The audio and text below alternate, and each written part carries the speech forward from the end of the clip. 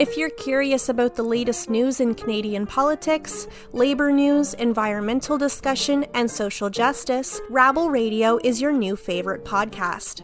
Tune in to Rabble Radio on Apple Podcasts, Google, Spotify, or on rabble.ca today.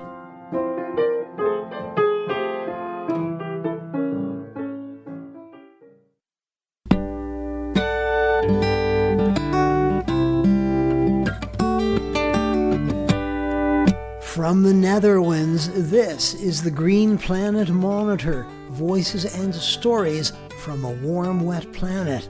Today, artificial intelligence, existential threat to humanity, or just the basic civil rights? Algorithmic systems are perpetuating very real harms and kind of further entrenching them into these systems. So you have things like, predictive policing, or deciding whether or not somebody gets approved for a loan, or even intimate things like, medical decisions, or, your likeness. All of these things are amplified by AI. Personal DNA testing. You never know what you'll find. What's beautiful about this, I find, it's just so personally intimate because it's telling me about my DNA makeup.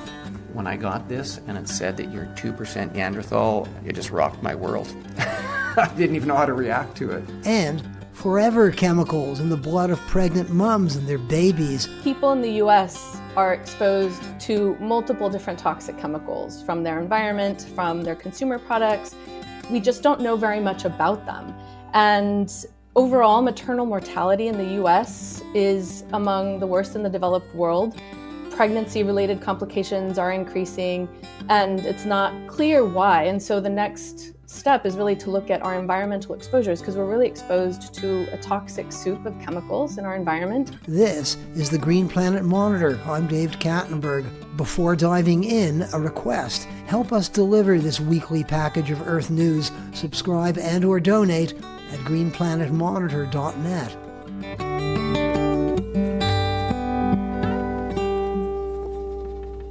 In a recent appeal to the world, Geoffrey Hinton and 180 other leading computer scientists and notables issued a warning about the existential threats to humanity posed by not climate change, not the demise of Earth's biosphere, but artificial intelligence, AI. Mitigating the risk of extinction from AI, their statement reads, should be a global priority alongside other societal scale risks such as pandemics and nuclear war. 22 words. Talk about concise. According to others, the prospects of human extinction at the hands of self-reproducing, self-defending generative AI systems and Uber robots are overblown. The scariest things about AI, they warn, are much more mundane. Dylan Baker is a research engineer at the Distributed AI Research Network. I reached Dylan in Seattle.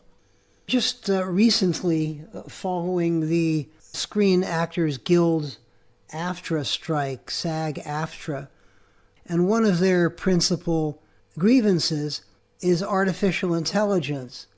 That the film industry now has the capacity to create the likenesses of well-known actors using artificial intelligence, including, of course, their images, their voices, their styles. I find this astonishing. How is this possible? Yeah, this is something I think we have known has been coming for a while, like the issues of things like deepfakes and other ways of just sort of like recreating people's likenesses in increasingly convincing ways has been sort of coming down the pike since, 2015, 2016. This has become increasingly possible through deep learning, through a lot of different generative AI approaches that come from the world of computer vision. This is legalized identity theft. Yes. Yeah. I think it really highlights that a lot of the issues that we're seeing with the negative impacts of AI today are really like labor issues and privacy issues, which we've been struggling with for ages. Let me quickly ask you, Geoffrey Hinton and others. Geoffrey Hinton was one of the founding lights of artificial intelligence.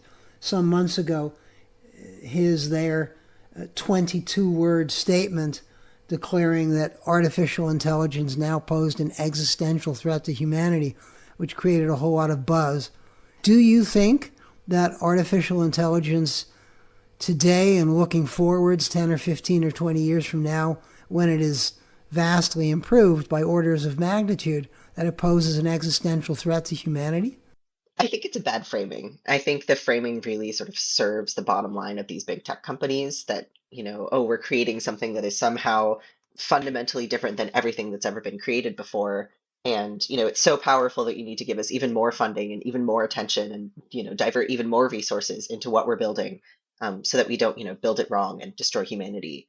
And I think it also plays into this sort of like popular media, sort of like sci-fi collective imagination that has been around for ages. I think they're really playing on that. But I think there are, I wouldn't characterize them as like existential threats, but there are so many threats and real world impacts that these technologies are having and that they'll continue to have and continue to exacerbate as we sort of develop them and put more resources into them, unless we start to mitigate these harms now.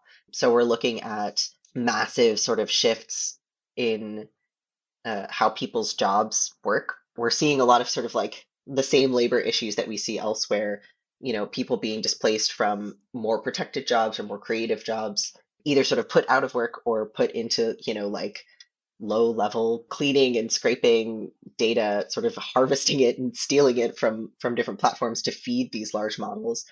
In 2016, Kathy O'Neill put out Weapons of Math Destruction, which I think really highlighted how a lot of sort of automated and algorithmic systems are perpetuating very real harms and kind of further entrenching them into these systems. So you have things like, predictive policing or deciding whether or not somebody sort of gets approved for a loan, or even really intimate things like, medical decisions, or, your likeness, or, how your data gets sold to different data brokers. Like all of these things are amplified by AI. And, that's something that's happening right now. And I think there's sort of this sleight of hand that's happening where they're like, ignore all of these real, these are just sort of trivial small things that will definitely get sorted out, and not we're entrenching existing issues of sort of power that exist in the world with the things that we're building. And like, look over here, it's because we're building, the next sort of era of humanity. This is the final frontier, whatever. I'm wondering if you can define what generative AI is for me, and tell me whether or not you think that artificial intelligence systems could conceivably become self-improving or self-reproducing, or rival human intelligence. To start with the first one, generative AI is, I guess, in contrast to AI systems that might do something like classify different things or do like regressions or classifications that are trying to sort of like analyze and make predictions about data, or in the world of like games, maybe like, your sort of quote unquote AI are animating, how your bosses should fight or whatever. Generative AI is something that essentially uses some of those same structures, usually like neural networks, to create and sort of refine outputs. So like in the world of image generation, instead of trying to go through and make predictions about different sort of groups of pixels in an image or make a classification on a whole collection of pixels, it will generate a set of pixels, and then go through iterations to sort of further alter and refine them. And you can even have sort of generative adversarial networks, or one of the sort of like core types of generative AI, where you'll have two different networks say like, I'm going to produce an image and you're going to make a classification about this image, and then I'm going to adjust it. And they sort of go back and forth to arrive at some like final image. And it's a whole sort of wide world, and it's changing all the time. But I think that's sort of the basic idea. But I mean, when people talk about artificial intelligence becoming an existential threat, we conjure up, right? I mean, I looked back at 2001 Space Odyssey. I'm sure you've seen 2001 Space Odyssey with HAL. HAL 9000 was the heuristically programmed algorithmic computer created by Arthur Clarke that can read lips and has emotions and can protect itself and defend itself against Dave and his spacecraft mates who he's killed, HAL has. And so it's come to a mind of its own. So this is the image that people conjure up out there amongst those people who know nothing about these things. Can you imagine computers becoming artificial intelligence, becoming like that, like human beings, and being able to self-improve themselves and to reproduce themselves and to communicate with each other and to rival human intelligence and be able to actually thwart human aims? Or is this just science fiction?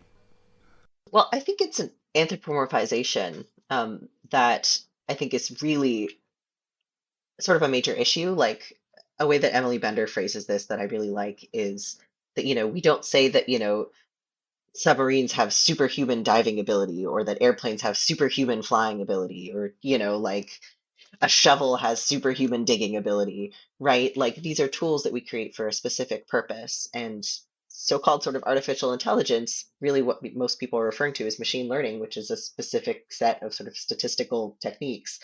These are just tools that we've made to serve certain purposes. And something that a lot of people are doing are building these tools to look very human and to be very easy to anthropomorphize. So, like ChatGPT, for example, it's trained on an unfathomable amount of data that was just sort of scraped mostly from the internet and then refined by people. People were shown tons and tons of sort of ChatGPT prompts and responses, and were asked like, is this reasonable? Is this feasible? Is this mostly correct? And was sort of further refined by people to look and sound like a person. And it's not surprising that it looks like an image of ourselves, but underneath the hood, this is not a person. This is not functioning and reasoning and responding, with an actual sort of model of the world. But I mean, I was watching something on television on Al Jazeera, and they were at some AI conference. This was really, really recently. And they had some robots sitting there that looked like, men and women.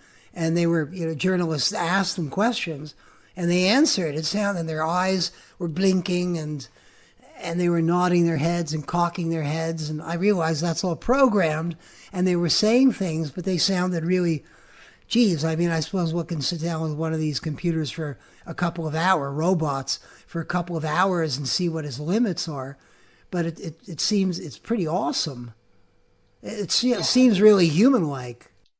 Yeah, it's exciting. It is very cool. It is a neat trick.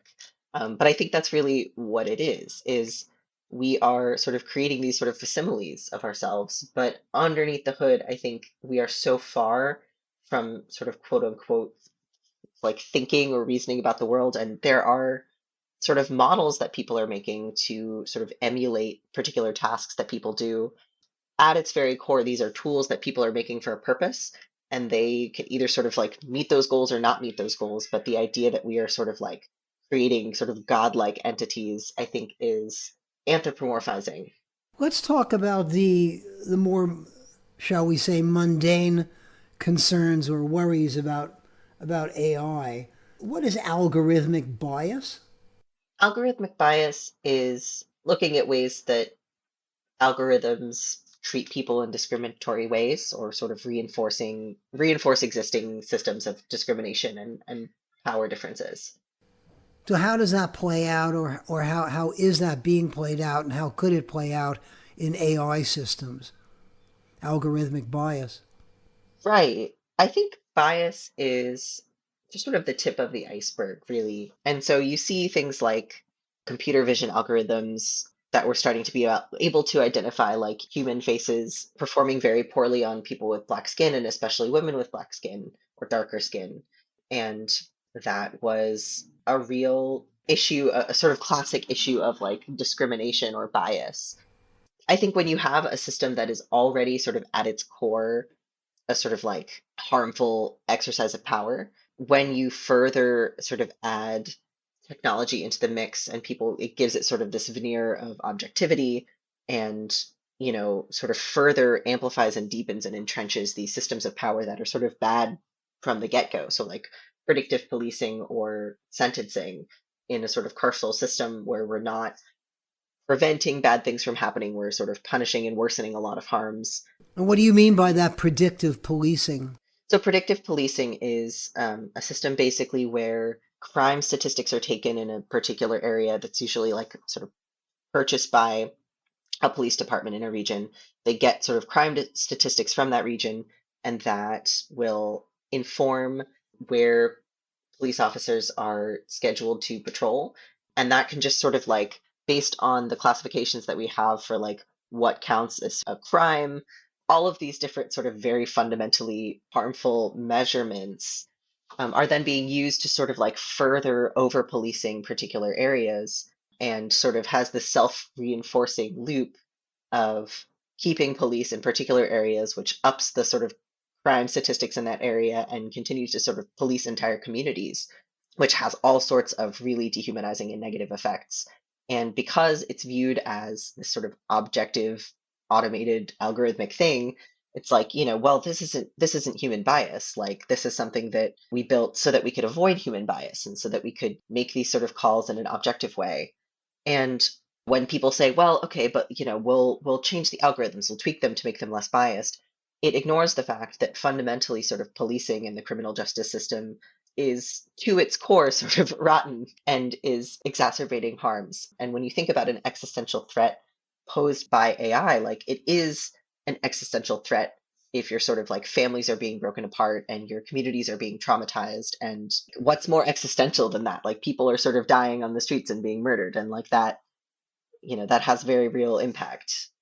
Reality corruption. I mean, we live in an age of, fake news and the most astonishing conspiracy theories, QAnon, that tens of millions of Americans believe in.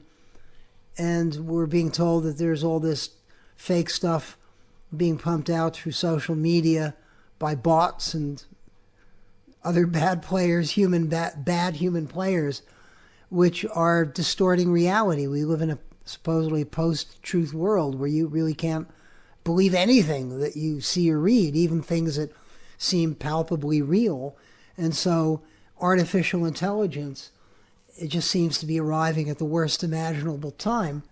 I think it's a really good point that I think sort of misinformation and disinformation and sort of nonsense chatter and maliciously created information is a huge issue online, and has been, and I think is very much exacerbated by generative AI models and large language models. For example, you see ChatGPT creating all sorts of junk content on the internet just to sort of like get page views and draw attention and get ad clicks. They'll send outputs of these systems to just people all over the world and ask them questions about it and be like, does this sound reasonable? Is this correct? And people are now using systems like ChatGPT to provide these answers. And so you see it sort of starting to feed itself, and sort of it becomes this sort of like echo chamber in and of itself that can sort of further create chaos and noise in these systems. And it's absolutely sort of has been and will continue to be used by bad actors to churn out content, I think, at a completely unprecedented rate. And reinforce these intellectual silos that people find themselves in, where people only communicate amongst themselves within their own silo, and they believe the same stories, which are diametrically opposed to the stories that other people tell. Yeah, and we already have had issues with bots and astroturfing and creating a sense of a much larger community and much more content than is actually there. So a few actors can crank out thousands of bots that now sound more convincing than ever, and make it seem like a particular viewpoint or a particular idea is spreading really quickly, and that can just sort of start a fire that then can become uncontrollable. So we see this with misinformation campaigns and election influence and very really real harms during global conflicts that can be exacerbated by this sort of online hate speech amplification. And artificial intelligence really has an enormous potential to strengthen the global police state. And I immediately think about Israel, apartheid Israel, where they have the entire Palestinian population. They control the census, so they've got every name, they've got every phone number, they've got every address, and they're going around taking photos of people's faces when they go into people's homes, and they photograph. It's like a contest amongst IDF soldiers where they kind of get the little kids into it, and they're taking everybody's pictures. And so they're building up a database of facial images, which are being used now at checkpoints where they can just surveil the face of a person and they can immediately tell who they are, where they live, what their phone number is, who their family members are, what their social connections are. It's terrifying. And this technology is being sold to other governments around the world. And I mean, the Israelis are not the only ones who are doing this. It's terrifying. Yeah, I mean, it's happening in the US as well. Algorithmic systems and AI systems are really, really good at scaling things. So you can make something that was originally really painstaking, like, photographing every person's face and putting it into, files somewhere. You can get really cheap cameras and put them up everywhere. And, it makes surveillance and strengthening of, exactly as you said, like the police state and strengthening of sort of violent militarized borders more and more possible. Is this happening in the United States? Yeah, I mean, I think different types of surveillance are really prevalent. I don't know, something that came up recently in Logic Mag, which is an incredible magazine.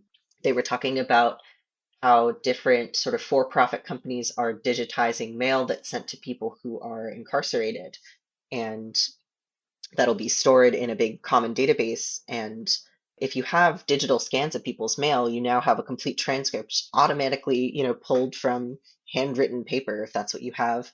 And you have a map of everybody's social connections. And so if you're talking about over policing and hyper surveillance of particular people and communities, like you now have a population of people who, not only could their mail be read before, but now, it can be scanned and automated and sent to a database and profited off of, because they're for-profit companies that are now digitizing all of this mail and have these exclusive relationships with different prison systems. I mean, you have Face ID at the airport, it comes in all of these different places, and things that can start off as seemingly innocuous, like, oh, we're just sort of matching this to your ID card and then we delete it immediately. If we don't have sort of strong protections in place that protect our privacy, oftentimes there are no guardrails to stop all of this information from being recorded and sold, and then you don't know who's using it and for what purposes. Now, all of this is incredibly carbon intensive. Yes. Artificial intelligence consumes lots of energy. Yeah, it's a similar problem to cryptocurrency mining, other things where you have massive server farms that are doing an incredible amount of computation to accomplish some of these tasks, because these models, the reason that they're able to do all of the things that they can do is they're absolutely massive. They take a huge amount of space, huge, huge, huge amounts of data. Yeah, it's incredibly carbon intensive, especially when we're using it to replace the things that people could otherwise do like fairly easily, or tasks that we already weren't having trouble with. People are like, oh, we can just, drop chat GPT into this, or we can just generate these images. And yeah, incredibly carbon intensive for really no real gain in a lot of situations, or sometimes active harm. I'm hearing about, doctors referring to chat GPT for, to sort of think things through, or people using it to sort of bounce ideas off the wall, when chat GPT does not have a sense of like truth and sort of facts and material reality. It's designed to sound convincing, which is incredibly dangerous. And it's not, and it's, you've just alluded to an important point, that it's all very centralized by the very nature of the technology. It's controlled by a handful of giant IT companies. Yes.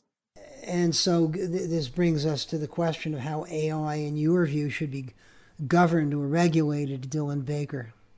I think there are a lot of really good ideas and options out there. But I think fundamentally the things that we need to be concerned about are issues of sort of privacy and security, data autonomy. So meaning that if I provide my data to somebody, I have a right to know how it's being used.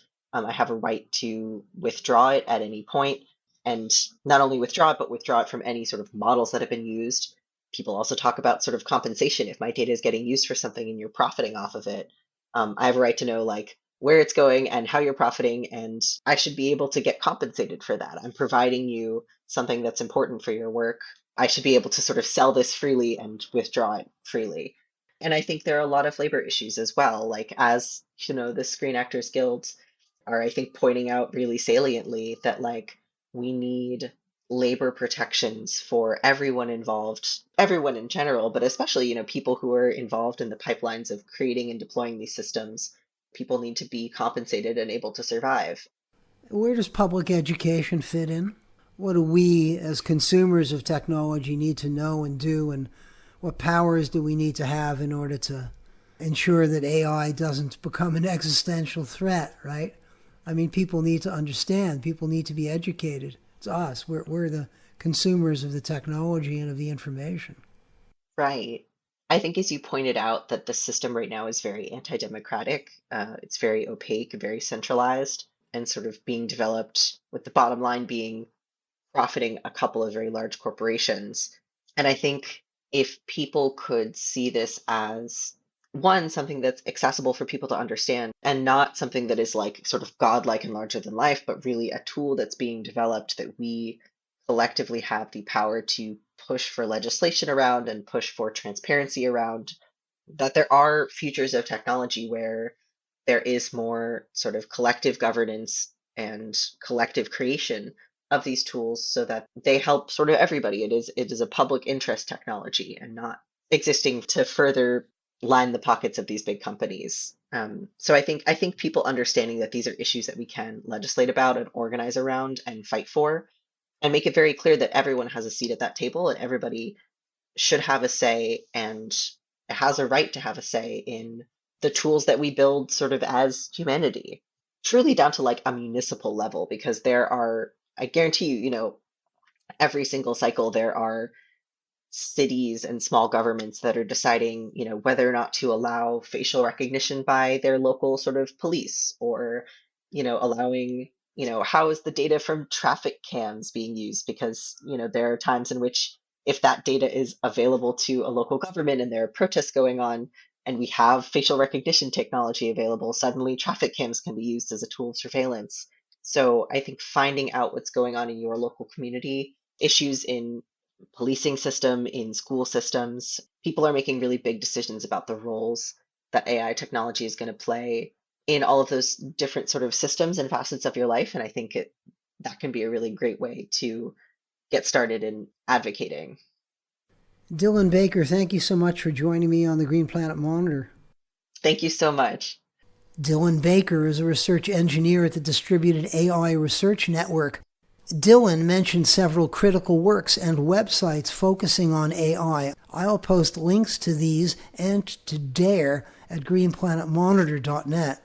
You are listening to the Green Planet Monitor. If you're appreciating what you're hearing, go to greenplanetmonitor.net and subscribe or donate, or both. With your generous help, we'll keep delivering stories about planet Earth, human development, justice, and science to listen to, read, and watch.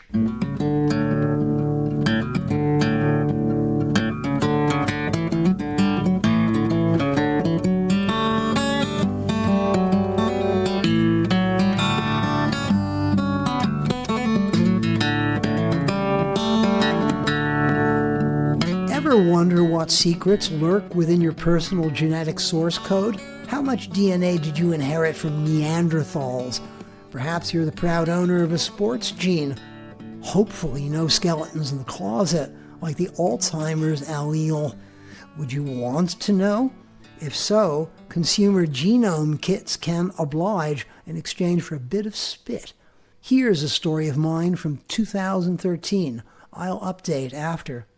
So it's just a small blade that's made out of compressed cotton, I believe. Darrell Cole sits in his Winnipeg living room, describing his plunge into direct-to-consumer genetic testing. So I just take it and I scrape the inside of my cheek, which gives them a DNA sample. Cole wasn't fretting over genes that might kill him. Family roots intrigued him the most. He slipped his cheek swab into a tube and popped it in the mail. A few weeks later, an update landed in his inbox. It's freaky. It was a very tingly moment. Finally, the big day arrived. He couldn't believe his eyes. When I got this and it said that you're 2% Neanderthal, it just rocked my world. I didn't even know how to react to it. Direct-to-consumer genome testing, it's called. The biggest name in the business is 23andMe. The California-based firm will send you a plastic tube to drool into. Armed with the latest technology, they'll scan your spit for hundreds of known polymorphisms, subtle mutations that may or may not kill you or make you smart. It was the horrible disease part that irked the U.S. Food and Drug Administration. Stick to personal ancestry, the FDA told 23andMe late last year. I decided to get testing because I was teaching this new genetics course, and I thought, oh, perfect, I should get this done. And they were having a sale, too. Rosie Redfield ordered her spit test before the barn door closed. When I pull up 23andMe, sitting in her office at the University of British Columbia, Rosie Redfield pulls up her genetic rap sheet. Okay, so elevated risk, lupus, celiac disease, bladder cancer. I've got a relatively high risk of developing Alzheimer's disease. Is there any Alzheimer's in your family, to your knowledge? No, my family's great. No, there's no Alzheimer's in my family at all. And so yet they say you've lucky. got a 12.5% risk. 12.5% risk isn't that high. And maybe there's just a lot of other genes in there that counterbalance the particular genes that have been identified. It's easy for Rosie Redfield to shrug off bad genetic news. She teaches the stuff.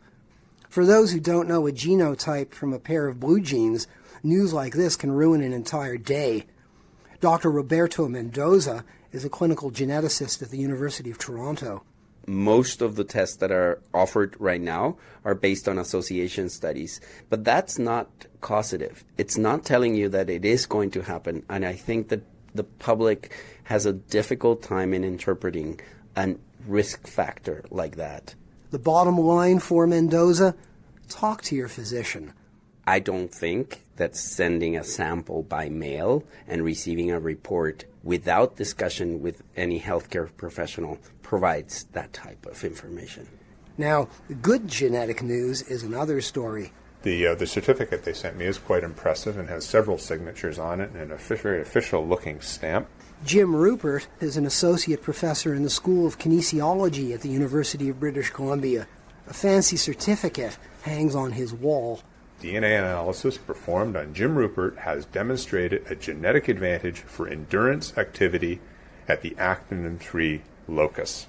Rupert is the proud owner of an endurance gene, but he isn't headed for the Olympics. I mean, one of the things I tell my students is that I could test them. It probably wouldn't mean much. But if I went out and tested 50,000 children in Canada, I would probably enrich my camp. That's not what people think when you talk about genetic testing. They assume, well, I can test your kid, and then I can tell you what your kid should be doing. The most credible information from a direct-to-consumer genetic test may be the sort Darrell Cole purchased from the National Geographic's Genographic project. 30,000 years ago, it looks like my dad's line is starting to get close to my mom's line in terms of meeting up, which, as I'm saying that, is kind of blowing my mind. Cole has learned something about himself, and he won't have to consult with his doctor. What's beautiful about this, I find, it's just so personally intimate because it's telling me about my DNA makeup. Judging from the popularity of personal ancestry products, most people would rather get in touch with their inner Neanderthal than go scrounging for genetic skeletons in the closet. There's much to explore yet, to be determined. An update on this story, 23andMe received that warning from the U.S. FDA back in 2013. In 2017, the FDA authorized it to market late-onset Alzheimer's disease, Parkinson's, and hereditary thrombophilia risk reports. As for National Geographic's Geno kits, the Society ceased sale of these in 2019. National Geographic says at its website that it deleted or destroyed DNA data in June 2020, with the exception of info from users who'd consented to their use for population-related research. You are listening to the Green Planet Monitor, a listener-supported podcast. I'm David Kattenberg.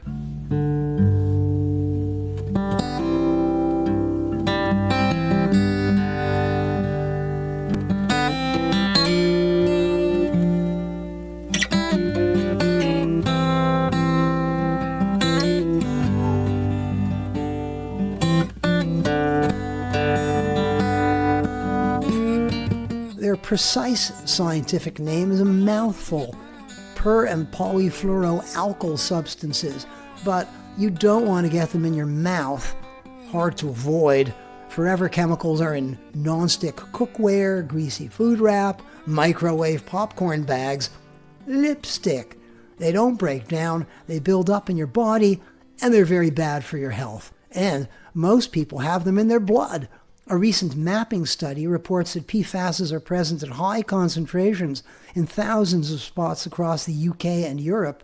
Now, a scientific study from the US reports 9 compounds in the blood of pregnant women and umbilical cords feeding their developing fetuses. Jessica Trowbridge is the study's lead author. We reached Jessica Trowbridge in San Francisco. You've just published a study on the presence of a family of chemical compounds, the PFASs and the PFOSs, in maternal pregnant women's bloodstreams and in the umbilical cord blood. I'd like you to tell me about this. But in your article, you say that a prenatal exposure to a variety of chemical compounds that are considered dangerous in the United States is ubiquitous. And that's less than 1% of over 40,000 chemical compounds known to be circulating have been actually or are being biomonitored. Can you talk about this? This is scary. Yeah, it's a lot.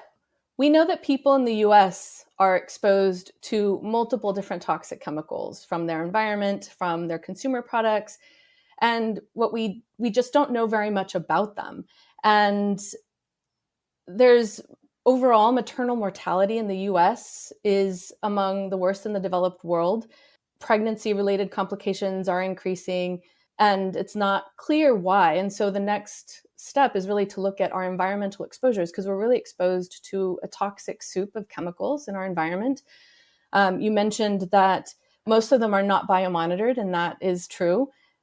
In the US, for example, we have a study called the National Health and Nutrition Examination Survey. They regularly look for chemicals in our environment in people in a representative sample of the US population. And they only monitor about 300 chemicals, maybe close to 400. And so if you think of the 40,000 chemicals that are on the market, many of which, tens of thousands of which are high production volume chemicals. These are chemicals that are produced in over 1 million pounds per year. We're really only scratching the surface with what we know about toxic chemicals in our environment. And so with our paper, we were really trying to identify chemicals that haven't been measured before or that we don't really know much about through our non-targeted process. And when you talk about these chemicals being present in the environment, where are they? Where are they not, maybe is the question. We know that PFAS, for example, is in drinking water. It has been found in soil samples. It has even been found in places like the Arctic, which has no endogenous sources or no known sources of these chemicals. And then there's other chemicals in our food, our consumer products. It's really just our chemicals are everywhere. And it's astonishing that these PFAS, per- and polyfluoroalkyl substances, I'm amazed that I can actually say it, per- and polyfluoroalkyl substances are found in cosmetics. They're found in lipstick. Indeed, they are found in a lot of products. They're found in products like fabrics because they have stain and water resistant properties. And so when you buy a couch that's treated to be stain resistant, it likely contains PFAS chemicals. It's in our rain gear, in our waterproof shoes. They're also in firefighting foams. And so they're really in a lot of different products. And your paper takeout food containers also. Before we launch into the details of your most recent study, Jessica Trowbridge, can you tell me what are the lifelong outcomes of exposure to PFASs and some of the chemical compounds that you've studied? PFAS chemicals are associated with multiple different adverse health outcomes, like you said. They're associated with immunologic effects, metabolic effects in the humans, with hormone disruption. And in pregnant women, it's associated with gestational diabetes and preeclampsia and those types of adverse health outcomes. And for the infant, it's been linked with birth weight, low birth weight, and adverse neurodevelopment. And things like low birth weight and adverse neurodevelopment in the fetus and the child can have long-term, lifelong consequences, including other complications like cardiovascular disease later in life. So we're focusing on a very narrow time frame, but we know that the exposures that occur during in utero and the impacts on birth outcomes can have lifelong consequences in the adult, in the child as they become adults. And you mentioned gestational diabetes and preeclampsia. Can you tell me what these things are? People know what diabetes is, but people may not know what gestational diabetes is. And preeclampsia, what's that? Gestational diabetes is very similar to diabetes that folks know about in adults, or type 1 and type 2 diabetes. In gestational diabetes, it's an imbalance of the insulins occurring during pregnancy. And this can lead to different complications for the mother and the child. It can lead to changes in birth weight. It's also related to preeclampsia. And preeclampsia is a condition during pregnancy that causes high blood pressure and that can actually be deadly for the mother if it's not treated on time and not caught on time.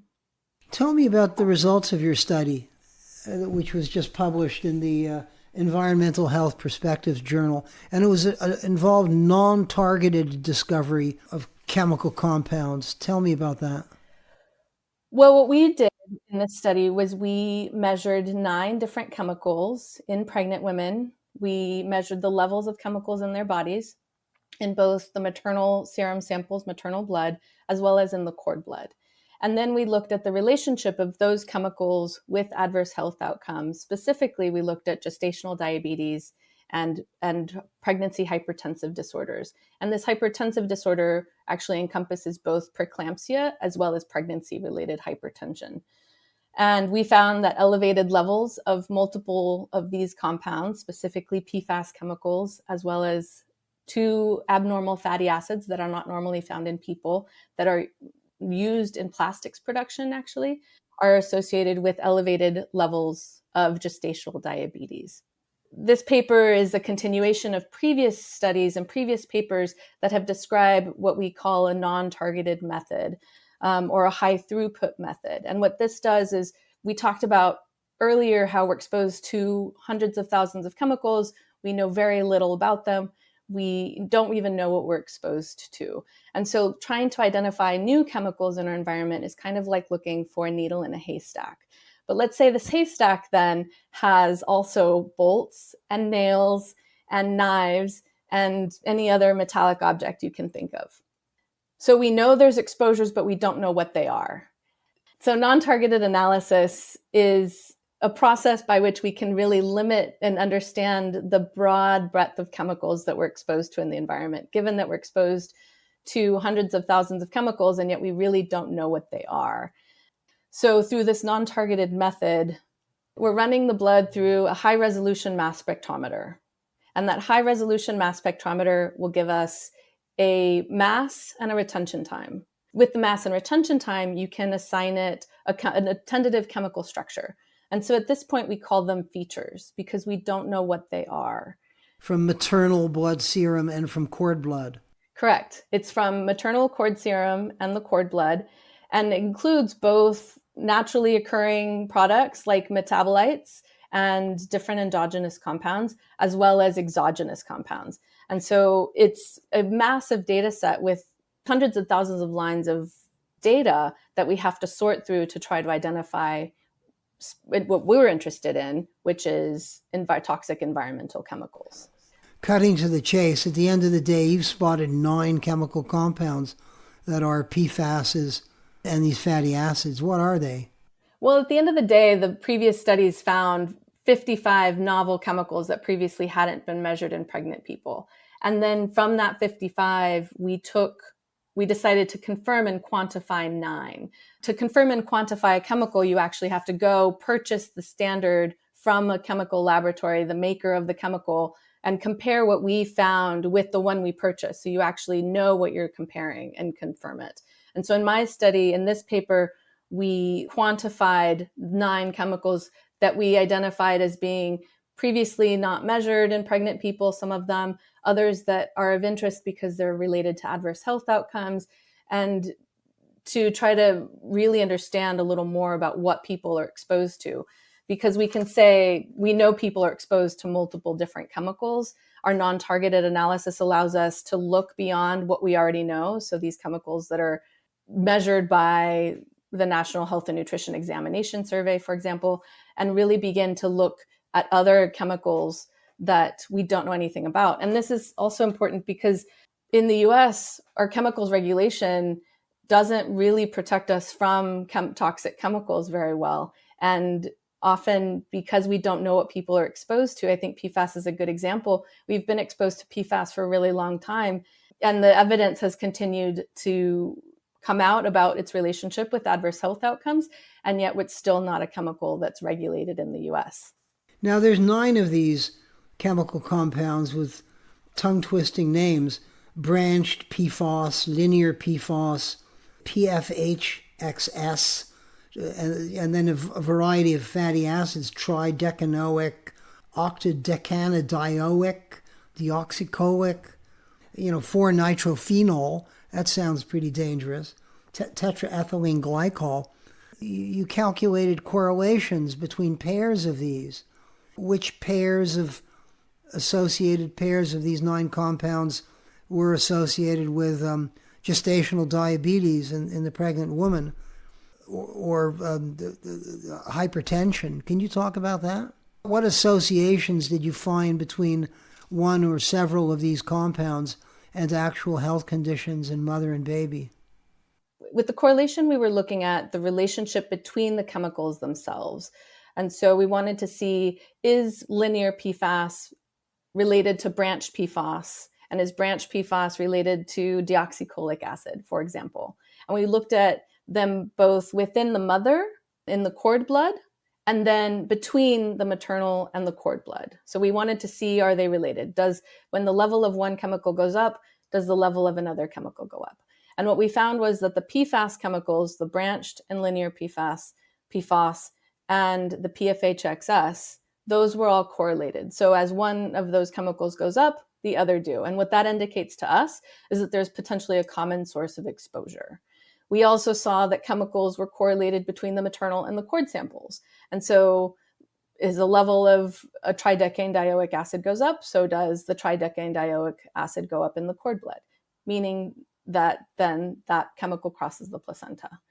In a separate analysis, we looked at the relationship between the chemicals themselves in the maternal blood to the adverse health outcomes, because they were pregnancy-related adverse health outcomes. So we found that the chemicals in our study that were detected in sufficient people to actually be able to look at this statistically, we found that the PFAS, the tridecane-dioic acid, octadecane-dioic acid, these are 2 fatty acids that are not normally found in people. They were previously only ever reported in individuals with Reye's syndrome, so they are considered an abnormal fatty acid. And they're a chemical that's been reported by the industry to be used in plastics production. So we're finding that there's potentially an exogenous source of these chemicals, even though they're fatty acids. And we found that they were related with increased odds of gestational diabetes. So among the mother, we found an association between chemical exposure and gestational diabetes. Exposure to PFAS. Exposure to PFAS, as well as the fatty acids. And so if I understood your study, the PFASs seemed to be associated with gestational diabetes and the tridecanoic acid with hypertension. Right. The tridecane-dioic acid was also associated with hypertensive disorders of pregnancy, but we also found an association of the tridecane-dioic and octadecane-dioic acids with gestational diabetes. Now, there's a demographic angle here. You write in your paper, race and ethnicity were included in models as an indicator of the exposure to structural racism, which is independently associated with chemical exposure and adverse pregnancy complications. Like women of color in the United States are more likely to experience poor pregnancy outcomes for themselves and their babies than Caucasian white women. The demographics of like gestational diabetes is more prevalent in women of color and Black women. Is this true? That is true. It's also more prevalent in Latina women than in white women for gestational diabetes. We included race ethnicity in our model, which is something that is often done in epidemiology studies. When you're looking at the exposure, the relationship between an exposure and an outcome, you often include other variables that can impact the variability of the relationship that you want to see. And so we included race ethnicity in our model because we wanted to kind of limit that variability. But what we wanted to be clear is that race and ethnicity in and of itself doesn't cause disease or doesn't make you one exposed. So for example, I'm Mexican, and being Mexican doesn't in and of itself expose me to toxic chemicals. And when I moved to the US for college, I moved to Richmond, California, which is in the San Francisco Bay Area, just north of the San Francisco. And I saw in my community, which had a lot of Latino, Mexican, South and Central American and African Americans in my community, there was higher rates of cardiovascular disease, breast cancer, and other adverse health outcomes. We also lived really close to one of the largest oil refineries in Northern California.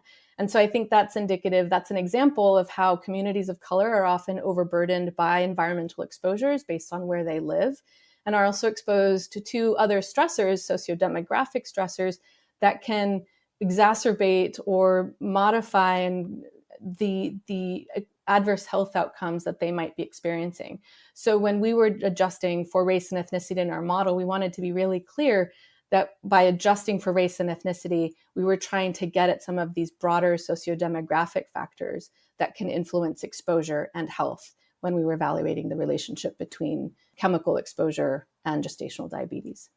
Does your evidence support the idea that, or the hypothesis that women of color, Black, Latino, Latinx, are more susceptible to exposure to these toxic chemicals and white women living perhaps in more affluent socioeconomic situations?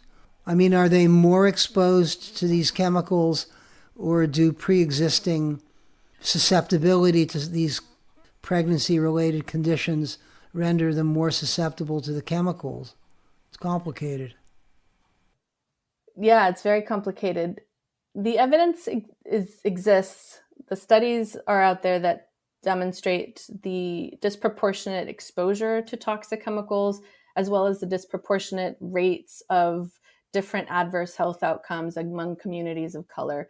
And for something like gestational diabetes, there have been changes, for example, in how we test for gestational diabetes, which has led to an increase in the rates of gestational diabetes.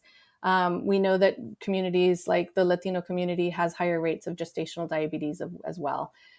But I think that those higher rates cannot be described solely by where they're from or these changes in diagnostics. And so the next question is how does chemical exposure impact these rates that we're seeing? Because they can't be described, these increases in rates can't be described by demographic factors or by changes in diagnostics alone. Rates of gestational diabetes and preeclampsia and hypertension and so on. For example, yes. So the bottom line is you examined the cord blood, the maternal blood serum and cord blood from how many women in total in your study?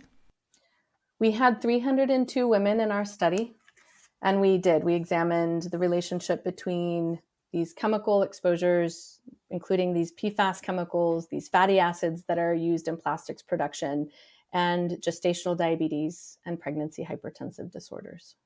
And they were present in the maternal blood serum and cord blood of people in your study? Yes, all of our participants had multiple chemical exposures. They weren't all present in all participants or all cord blood samples.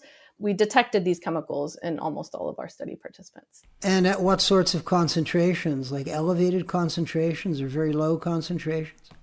Some of these chemicals really haven't been tested in pregnant people before, so we don't really know what a normal or elevated concentration would be. And so that's one of the cool things about using a non-targeted analysis and identifying novel chemicals is that we are really able to identify new chemicals that are used in industry that we don't know what levels they're exposed to in people. You mentioned earlier, Jessica Trowbridge, that infant mortality rates and health outcomes in pregnant women are lower in the United States than in most other developed countries. Can you run this by me again? I didn't give any particular numbers. But we do know that that maternal mortality and adverse health outcomes in women in the US is among the worst in the developed world. And it's related to what I was saying earlier about gestational diabetes. We don't understand all of the causes of why the maternal mortality is so much worse in the US compared to the rest of the developed world. We are highly exposed to multiple toxic chemicals. And so the question is there a link? And, we need to understand more about the exposures to toxic chemicals. And we need to provide, we need to be able to provide also this further evidence to encourage and to push the government and regulatory agencies to protect us from these toxic chemicals that are in our environment. Next steps, where do you go from here? So one of the goals of the Program on Reproductive Health and the Environment, the program I work for, is to, one, conduct good science and advance the needle on what we know about exposure to toxic chemicals, particularly during pregnancy. And the other is to engage with policymakers and legislation, as well as regulatory agencies, to translate and communicate what we're finding so that they can take actionable steps to protect human health. So for us as a program, we are working on making sure that this information gets to the decision makers who can make changes. And it's also to continue to conduct studies in this area, to continue to describe and understand more about what we're exposed to broadly and what are the potential health impacts that those exposures can have. Jessica Trowbridge, thank you so much for joining me on the Green Planet Monitor. Thank you so much. This was a pleasure. Jessica Trowbridge is a research scientist in the Program on Reproductive Health and the Environment at the University of California, San Francisco. We'll link to her paper and program at greenplanetmonitor.net.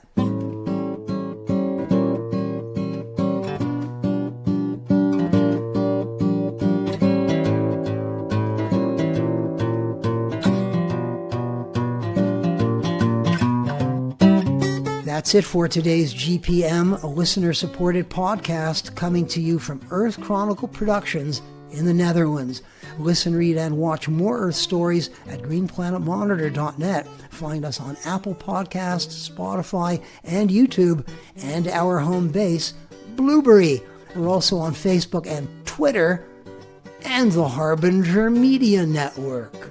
Wherever or however you're listening, reading, or watching, please help us make the GPM happen. Subscribe and or donate at greenplanetmonitor.net. Shout out to CFMU and CKMS listeners in Hamilton and Waterloo, Ontario, and CKUW fans in Winnipeg.